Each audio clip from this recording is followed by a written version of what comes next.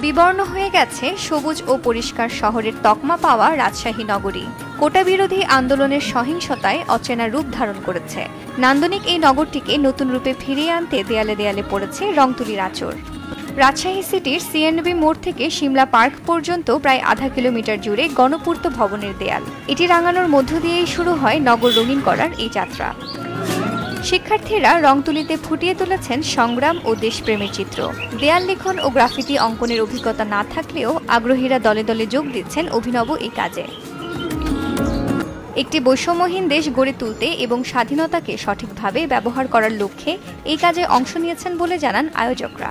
যোদ্ধা বলা যায় তাহলে কিন্তু আমাদের এই জেনারেশনটাই, এবং তাদের কিন্তু একটা প্রথম প্রতিবাদের ভাষা হচ্ছে তারা উন্মুক্ত থাকতে চায়। যে প্রতিবাদের ভাষা এক এক জায়গায় এক এক রকম, সেটা অনেক সময় বলতে পারেন যে একটু খারাপও ছিল। তো সেগুলোকে একটা ঢাকার প্রবণতা থেকে যে এই জিনিস তো আমরা নিয়ে থাকবো না,